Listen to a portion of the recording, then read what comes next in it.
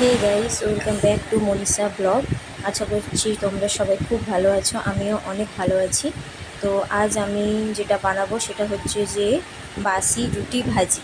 তো চলো, বাসি রুটি ভাজি বানানোর জন্য রুটিগুলোকে আমি গোল গোল করে নিয়েছি। গোল গোল করে নেওয়ার পর ছুরির সাহায্যে এইভাবে রুটিগুলোকে আমি টুকরো টুকরো করে কেটে নেব।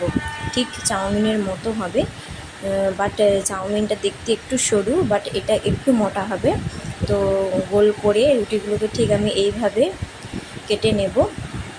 তো কেটে নেওয়াটা প্রায় আমার শেষ হয়ে গেছে।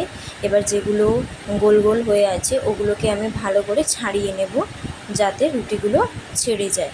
তো বাসি রুটি ভাজি খেতে সত্যি খুব ভালো লাগে। কেউ যদি এমনি রুটি খেতে না চায়, এইভাবে ভাজি করে বানিয়েও খেতে পারে। এগুলো ছোট থেকে বড় সব ভালো লাগবে। তো তারপর যেটা আমি করব সেটা হচ্ছে যে পেঁয়াজকে কেটে নেব। টুকরো টুকরো করে পেঁয়াজগুলোকে আমি কেটে নেব। তোমরা এখানে পেঁয়াজ নাও দিতে পারো, কেউ নিরামিষও বানাতে পারে। তো আমার যেহেতু নিরামিষ নয়, তাই আমি এখানে পেঁয়াজগুলোকে কেটে নেব টুকরো টুকরো করে, একটু বড় বড় সাইজ করে কাটবো, কারণ ভাজা হলে নাহলে পেঁয়াজটা একটু ছোট হয়ে যাবে। তো পেঁয়াজটা আমি ঠিক কেটে নেব এরকম ছুরির সাহায্যে। তোমরা আরও অনেক কিছু দিতে পারো, পেঁয়াজ, টমেটো, ক্যাপসিকাম, বিনস, মটরশুঁটি, ধনেপাতা সব কিছু দিতে পারো। যেহেতু আমার এগুলো ছিল না, তাই আমি এই তিনটে জিনিস দিয়েই করব। পেঁয়াজ, টমেটো, কাঁচা লঙ্কা, তারপরে ডিম দিতে পারো, আরও অন্য কিছু দিয়েও তোমরাও বানাতে পারো। তো পেঁয়াজটা আমি কেটে নিচ্ছি ঠিক এইভাবে টুকরো টুকরো করে। পেঁয়াজগুলোকে কেটে নিতে হবে। যেহেতু আমি দুটো রুটির বানাবো, তাই আমি এখানে একটা পেঁয়াজ নিলাম। তোমরা যে যটা বানাবে, যতটা পরিমাণ খেতে চাও, তোমরা ঠিক সেই পরিমাণ পেঁয়াজ দিতে পারো। তো পেঁয়াজটা কাটা আমার প্রায় কমপ্লিট হয়ে গেছে।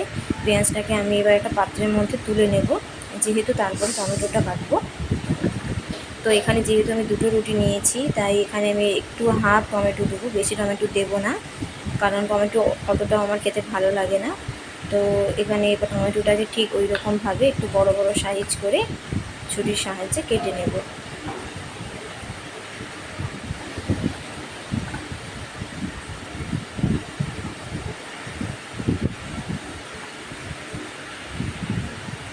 ছোটোদের টিফিনেও যদি এই রুটি ভাজিটা দেওয়া যায়, ওরা খেতে খুব ভালোবাসবে।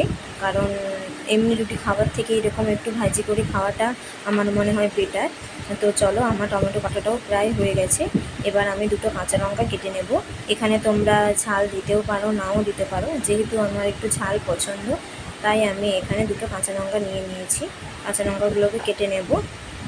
কাঁচা লঙ্কাগুলো কেটে নিলেই আমার এটা করার জন্য রেডি হয়ে যাবে। তো এবার গ্যাসটাকে অন করব। গ্যাসটাকে অন করে এবার তেল দিয়ে দেব। এবার আমরা করব ডিম ভাজি। ডিমটাকে ভেজে নেব। আমি আগে থেকে ডিমের মধ্যে নুন হলুদ দিয়ে রেখেছিলাম। তারপরে গ্যাসটা চালিয়ে ডিমটা আমরা ভুজিয়ার মতো করে ভেজে নেব। তো দেখো, এবার আমি ভাজছি ডিমের ভুজিয়া। ডিমটাকে ছোট ছোট টুকরো টুকরো করে ভেজে নিতে হবে। তোমরা ডিম নাও দিতে পারো, এমনিও বানাতে পারো, তবে ডিম দিলে খেতে একটু ভালো লাগে আরও বেশি। তো ডিমটাকে আমি টুকরো টুকরো করে ভেজে নেব।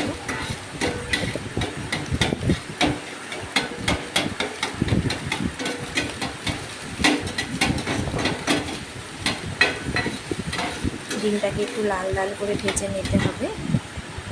ডিমটা ভাজা হয়ে যাওয়ার পর আমি যেগুলো কেটে রেখেছিলাম, রুটি, পেঁয়াজ, কাঁচা লঙ্কা, টমেটো, সেইগুলো আমি দিয়ে দেব।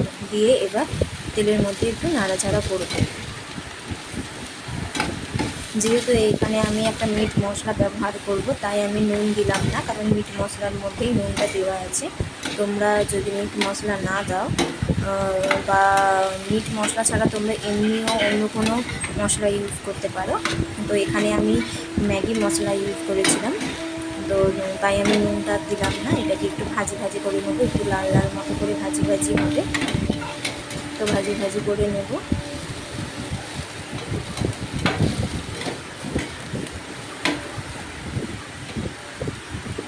তারপরে দিয়ে দেব আমি ম্যাগি মশলাটা।